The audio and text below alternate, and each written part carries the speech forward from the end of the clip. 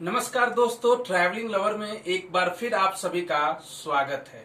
और आज मैं आपको बता रहा हूं जिसकी चर्चा अभी ट्रैवल की दुनिया में सबसे ज्यादा है। भारत में अभी चारों ओर चार धाम की चर्चा है। यह चार धाम उत्तराखंड के चार धाम है जिसकी चर्चा चारों ओर हो रही है। केदारनाथ जाने के लिए श्रद्धालुओं की लाखों की संख्या में वे पहुंच रहे हैं, जिससे उत्तराखंड में ट्रैफिक की व्यवस्था पूरी तरह से ध्वस्त हो गई है। अगर आप भी उत्तराखंड के चार धाम की यात्रा करना चाहते हैं तो उसके लिए हमारे वीडियो में अंत तक आप बने रहिए। सबसे पहले मैं आपको बता दूं कि चार धाम की यह जो यात्रा है सनातन धर्म के चार धामों से अलग है।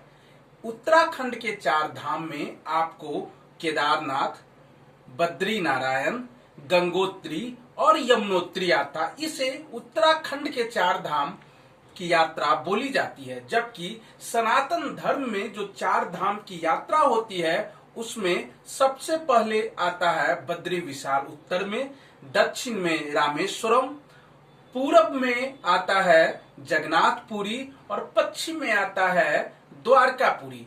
तो मैं जो आपको बता रहा हूं वह उत्तराखंड के चार धाम की यात्रा के बारे में। तो साथियों, उत्तराखंड में बाबा केदारनाथ का पट 12 मई को जाकर खुला, बद्री विशाल का पट। लेकिन सबसे ज्यादा भीड़ आपको केदारनाथ और यमुनोत्री दर्शन के लिए देखी जा रही है। जहां केदारनाथ में आपको करीब 16 किलोमीटर की चढ़ाई पैदल ही करनी पड़ती है, वहीं यमुनोत्री धाम भी जाने के लिए करीब 10 से 12 किलोमीटर की यात्रा पैदल करनी पड़ती है।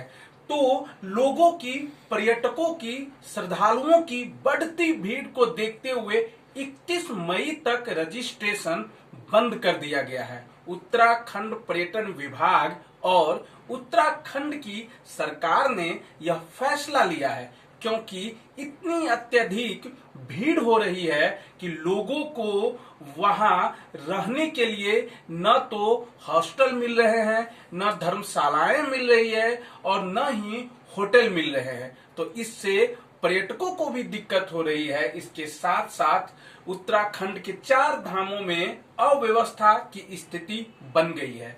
तो ट्रैवलिंग लवर की अपील आप सभी दर्शकों से ये है कि अगर आप चार धाम की यात्रा करना चाहते हैं तो थोड़ा इंतजार कर लीजिए, थोड़ा और भी समय जाने दीजिए। आप जून के बाद जुलाई में उत्तराखंड चार धाम की यात्रा कीजिए, अगस्त में कीजिए। हालांकि जुलाई और अगस्त में बारिश का मौसम होता है तो इससे थोड़ी दिक्कत होती है कि कई जगह पर यमुनोत्री धाम की ओर और केदारनाथ की ओर आप जाएंगे तो आपको कई जगह पर चट्टानें गिरती है, रास्ते में दिक्कतें होती है। लेकिन फिर भी अभी जो स्थिति है उससे बेहतर है जून और जुलाई में जाना, क्योंकि उस समय भीड़ भी कम हो जाएगी। खासकर बुजुर्गों को अभी ले जाने से आप परहेज करें।